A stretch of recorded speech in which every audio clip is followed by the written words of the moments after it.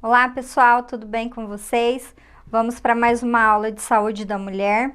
Hoje nós vamos falar da assistência da mulher em relação à gestação quando tem alto risco, né? Gestação de alto risco.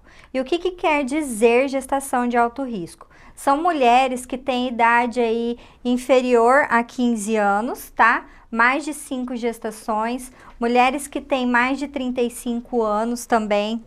Mulheres que têm doenças prévias como diabetes, hipertensão, doenças cardiovasculares, doenças renais, HIV positiva, sífilis, gonorreia, né? Aquelas mulheres que são dependentes químicas também, usuárias de drogas, né? Aquelas mulheres também que estão expostas a gases tóxicos, a radiações também.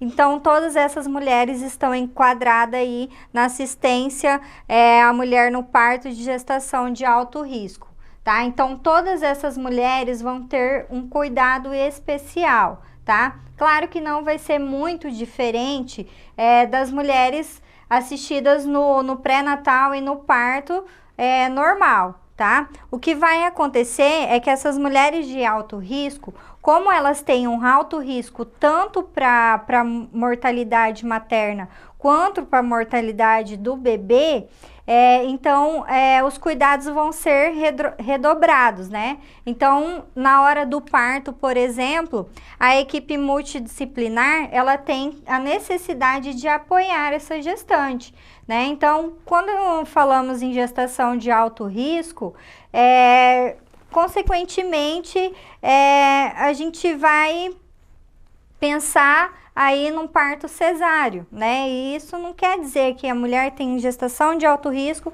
ela já vai para o parto cesáreo. Não, ela pode ter um parto normal, tá?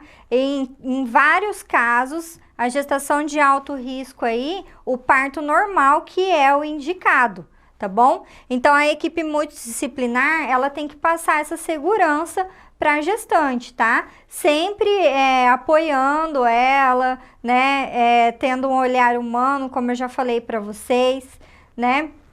Porque ela vai ter aí, vai estar nervosa, vai estar ansiosa, né? Com medo da morte, né? Medo da morte dela, medo da morte do filho. Então, é importante vocês tranquilizarem essa gestante, tá? Como que vocês vão tranquilizar? Bom, no pré-natal a gente já tem um acompanhamento com elas, né? E daí na hora do parto a gente só vai estar passando as informações que a gente já havia dito para elas, tá? Então, segurar na mão, olhar nos olhos, né? Então, ter esse cuidado e essa atenção para tranquilizar a família e a mulher também, né? Na hora do parto, tá? Ela vai ter uma abordagem diferenciada, tá? Como eu disse para vocês, a abordagem diferenciada vai ser relacionada à verificação de pressão, por exemplo, né? Num parto normal, a gente pode verificar a pressão de 6 em 6 horas. Nesses casos aqui, nós vamos estar verificando a pressão, aferindo a pressão de 2 em 2 horas, né? Não se fala verificar, e sim aferir. Então, nós vamos aferir de 2 em 2 horas, né? Ter os sinais vitais, né? Tanto temperatura, quanto a pressão arterial, tá? E até a saturação dela, é importante a gente estar observando, tá? Na assistência à mulher no parto, no parto em gestação de alto risco, nós vamos fazer a admissão do mesmo jeito que nós vamos fazer numa mulher que é de parto de baixo risco. Então, verificando os sinais vitais. Como eu já disse para vocês, sinais vitais serão verificados a mais do que do parto normal, tá? E a maioria dessas mulheres vão ter indicação da analgesia, tá? O que é isso? É uma analgesia que é feita, a analgesia pode ser raquidiana também, eu vou mostrar para vocês o local certinho.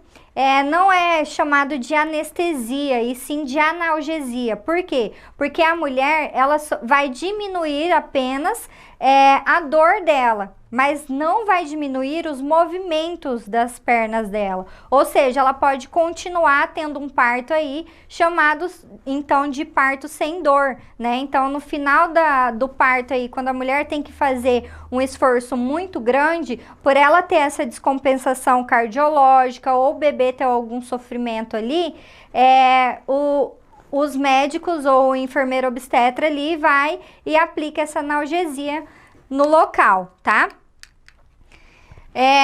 Também nesse momento já vai fazer uma amnioscopia. O que é isso? O médico ou o enfermeiro obstetra, eles vão observar o líquido amniótico do bebê, tá? Então, na hora do parto ali, na hora que tá na primeira fase do parto, que tá dilatando ali, depois que vai para a fase expulsiva, então neste momento aí já é feita a amnioscopia, onde olha o líquido amniótico para ver se tem mecônio, que é as fezes, né? Se o bebê fez fezes ali, chama-se de mecônio, tá? Então, se tem mecônio é porque pode estar tendo um sofrimento fetal, tá bom? Então, é importante observar o líquido amniótico para ver se não precisa fazer uma cesárea de urgência nesse caso, tá? Monitorar sempre a frequência cardíaca, né? Aqui é com o pinar e o sonar que eu coloquei para vocês.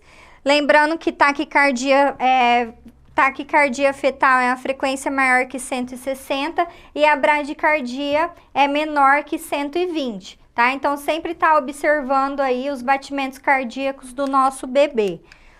Os batimentos devem ser escutados antes, durante e depois das contrações, tá? E quando isso não for possível, nós vamos tentar auscultar aí esse bebê, o coraçãozinho desse bebê, quando tiver a contração, tá? Então, a mulher começou com a contração, aí nós vamos auscultar os batimentos cardíacos, ok? Assistência ao parto de alto risco, diferentemente do parto de baixo risco, em que não se restringe uma posição, existem mulheres, tá? Não são todas as mulheres que têm gestação de alto risco que precisa ficar numa posição diferenciada, tá? Mas a posição aí colocada pela literatura é a mulher ficar lateralmente do lado esquerdo, tá bom? Mas não são todas as mulheres, de caso em caso, tá? E aí nós vamos avaliar também a evolução do parto pelo partograma, tá? Partograma, então, é um papel onde onde nós vamos marcar quanto tempo que a mulher está dilatando, tá? O horário que ela começou a dilatar, quanto tempo, quantos centímetros que ela dilatou, tá bom? Então, essa é a assistência, uma das assistências. É importante sabermos que na fase ativa do trabalho de parto, se inicia com 3 centímetros. Tem literatura que fala de 4 a 5 centímetros, tá bom? Então, entre 3 a 5 centímetros, vamos colocar aí que se inicia, então, a fase ativa do trabalho de parto. A fase latente do trabalho de parto não pode ser mais longa que 8 horas, tá? Então, 50% das mulheres não dilatam 1 centímetro por hora para alcançarem 5 a 6 centímetros. Lembrando que, para o bebê nascer, a mulher precisa dilatar 10 centímetros, tá bom? A fase latente prolongada é maior que 20 horas em nulíperas e 14 horas pode ser em multíperas, tá? A assistência ao período expulsivo é quando eu falei para vocês da anestesia, tá? Da analgesia, quer dizer, tá? Não anestesia. A analgesia. É analgesia por quê? Porque não vai anestesiar a perna, tá bom? Só vai diminuir um pouquinho a dor na hora do parto normal, tá bom? Então, nós vamos levar em conta a posição da parturiente, como eu falei para vocês há pouco tempo, tá? Recomenda-se também reservar o fórceps nesse caso, tá? Porque no período expulsivo, quando a mulher tem aí uma gestação de alto risco, ela pode ela pode não fazer muito esforço, porque o esforço, nós sabemos que quanto mais esforço nós fazemos, mais aumenta o nosso batimento cardíaco, né? E essa mulher pode ter algum problema cardíaco, né? E ela não pode fazer tanto esforço, tá? Então, nesse momento, pode-se usar aí o fórceps, então é importante deixar reservado já o fórceps, vocês na hora que forem acompanhar aí um trabalho de parto, tá? Então, sempre deixar a comadre, sempre deixar o fórceps, luvas, gases, tá? Para esse acompanhamento do parto. Recomendações para gestantes que são gestações de alto risco soropositivas. O que é isso? São aquelas mulheres que têm o vírus do HIV, né? E que são soropositivas, tá? Então, todos os procedimentos invasivos, que é a amniocentese, né? Que é quando a gente vai olhar o líquido ali amniótico, não vai ser feito nessa mulher, tá bom? Então, a cardiocentese também, a amniotomia, escalpo cefálico. Então, são contraindicados, né, nas mães soropositivas. Por quê? Porque pode estar ali, se a gente causar um sangramento a mais ali, pode contaminar tanto o profissional ou contaminar mais o bebê, né? No parto vaginal deve-se evitar a episiotomia. O que é a episiotomia? É aquele corte que faz entre o períneo e a vagina, né, pro bebê sair mais rápido, ou quando o bebê não consegue sair, faz ali um pinçamento que nós falamos, né? Então, nesse caso, não se faz, tá? As gestantes portadoras do HIV não devem permanecer com bolsa rota por mais de 4 horas, e o clampeamento do cordão umbilical, ele tem que ser imediato, tá bom? Então, no parto normal, às vezes a gente espera o bebê respirar, chorar para clampear o cordão umbilical. Nesse caso, não, já tem que clampear, tá bom?